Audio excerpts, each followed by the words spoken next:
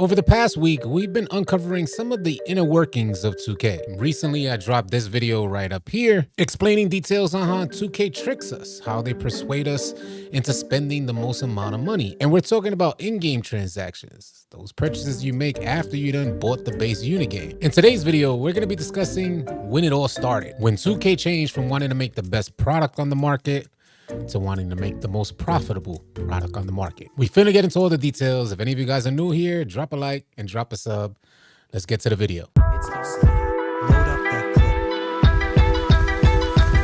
clip. $315 for an Xbox game? This is $315! What in the hell is this? Exactly. Our kids' spending is out of control. Boy, what did you spend $315 on? It's my NBA game.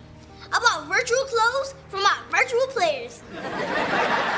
And you about to get a virtual whooping? Hey, what's good, y'all? I'm AllCity. As always, appreciate you guys tuning in. Now, there was a pivotal moment in which 2K decided to go ham, redirecting their focus from gameplay to profit. In this video, we want to pinpoint that exact pivotal moment. I would like to reference this response to one of my posts on X. And by the way, if any of you guys want to stay up to date with the latest information on 2K25, follow me on X. If you guys want your comments to appear in one of these videos, at AllCity Live TV. Zach Novak sent me this response saying someone should do a YouTube video pinpointing when 2K changed from wanting to make the best product on the market to the most profitable. 2K13 introduced microtransactions. Did you guys know that there was a time in 2K where the good majority of the player base used to clown players who purchased Boost and Gatorade? We'd be out in the park and a player will get on the court and he's playing noticeably different, completely juiced up. And our response would be like, "Ah, man, get out of here, you boosted up." It was looked at as a form of cheating. And forget about it, don't come out here with Boost and take a L on the court. Because I've always been an avid 2K player, I have personally gotten to witness this transition. Purchasing Boost once frowned upon, now it's the new norm. After doing my research, I learned a lot of what we experience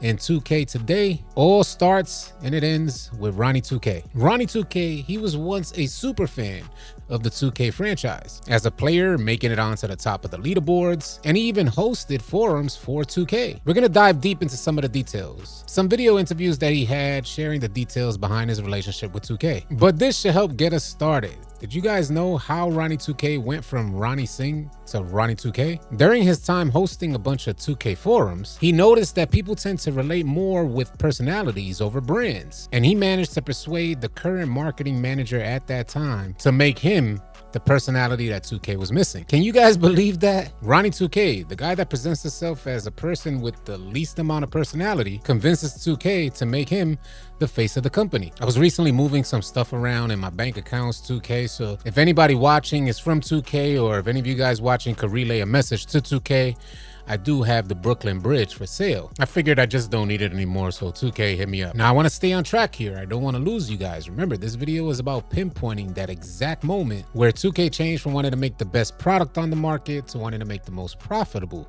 product on the market. This video is not about Ronnie 2K, but more so how his presence and influence within 2K changed the course, trajectory, and direction of gameplay development. Have you been keeping up with the VC pricing for upgrades in my career? Both are becoming big topics on social media. I've seen a couple different questions around in-game item pricing, so would love your thoughts on that.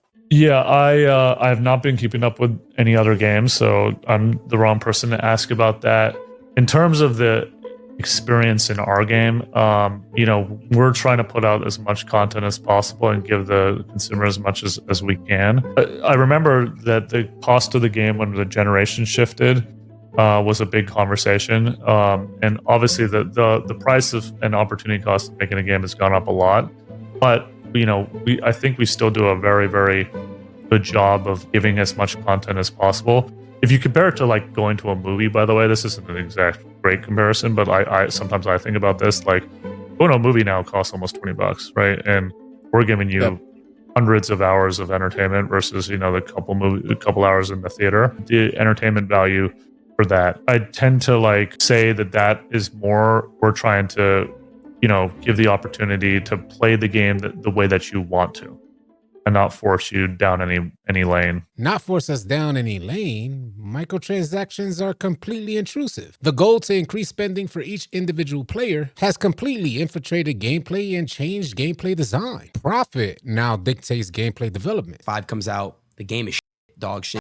And 2K, fix your fucking game. It's so horrible. You fucking scam your buyers every fucking year. You're pieces of shit. Fix your game, bro. People are trying to make careers out of this shit. Don't just do this shit for money, what you guys do. It's really wrong.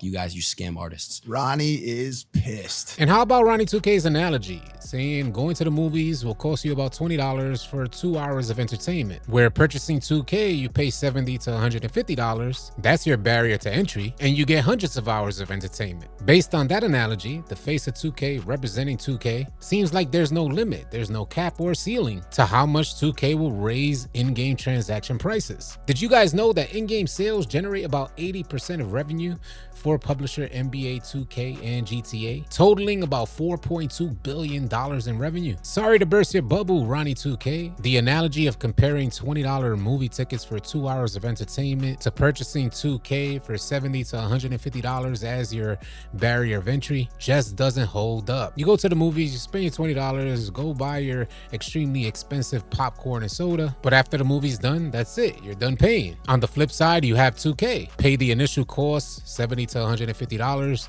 just to get on the game, pay whatever subscription for online gameplay, and then get flooded and overwhelmed with in-game transactions. And although 2K does have pop-ups on your screen attempting to trick you into making a purchase, that is not the basis of its design. The psychology behind getting you guys to spend more money in-game, the whole process is way more intricate. And this is where we start to transition from 2K being the best product on the market to being the most profitable. I'm here to talk about monetization, a summary of a huge bunch of behavioral psychology. Some of you will probably be slightly shocked by all the tricks I have listed here. Model what you sell according to Bartle types. The achievers want to progress in the game. The socializers want to speak to other people. The killers just want to compete and kill each other. And the explorers are the guys who are after stories and experiences. You sell convenience to the achievers, which really means faster progress, customization to socializers, hats and stuff, competitive advantage, that is pay to win for the killers, and content for explorers. Most of your sales will be here. The clip you just saw is from a guy who hosts seminars teaching folks like 2K and EA all the tricks for gaming companies to take advantage of the player base, teaching them how to model their gameplay development behind this aggressive monetization blueprint. I have a great detailed deep dive video on this particular seminar in case you guys want to see it. It's on my channel. I uploaded it this week. And if you guys want to see the full video from this guy, the full seminar, I'll have a link in the description below. If you guys could take your best guess, when was the pivotal moment for you? When did you notice 2K leaning towards this aggressive monetization model? For me, I noticed in 2K18. Now, this was during a time where the good majority of the players, they didn't use boost. Player hops on the court, boosted up. I was live streaming at the time. They get the W. He ends up coming into the stream to troll. I remember clowning him for being boosted up, as was commonplace for most 2K players. Remember, boost was frowned upon during that time. And he ends up responding, "Why don't you just get boost?" Hindsight being 2020, I learned that was the beginning of the end. Hook, habit, hobby, a model for how people progress in a game. The hook is what gets you into the game to try out. Then you build it into a habit that you play multiple sessions every day. And then at the end, it's the hobby phase where people see it as one of their main hobbies, and they put lots of time and resources into it. Now, if we look at this from a monetization perspective, the hook is where you put up an icebreaker. You want to give a really, really good deal, something that's a no-brainer. You would be crazy to turn it down as a player. The reason to give a really good deal up front is by making people spend up front, they are also emotionally committing to your game, their retention will go up. The first spend is, it breaks the ice, then they think of themselves as spenders in the game. It's okay for me to spend in the game.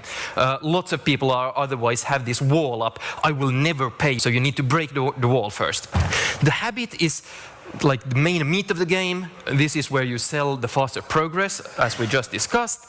And the hobby is for the guys who have already maxed out. So you can no longer sell progress to them, you have to sell consumables. This is also where you get basically unlimited upper spend, limit to how much you can spend. Now we can reel it all the way back. Remember, we set out to pinpoint that pivotal moment where 2K changed? This seminar teaching companies a new aggressive business monetization model. It was released in 2017, right at the time when I'm a player on 2K18 noticing that some's just different. I would like to reference this post from the good homie AllCity Big Heck. He said, it's crazy when you think about it. That seminar is from 2017.